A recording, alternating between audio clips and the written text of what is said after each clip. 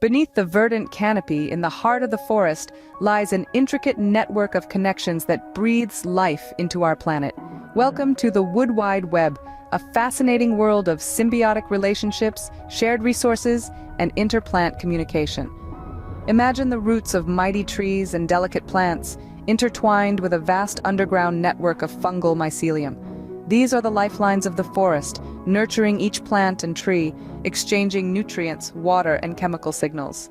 These invisible bonds are formed by mycorrhizal fungi, which extend their fine, thread-like hyphae throughout the soil, creating an intricate web of connections.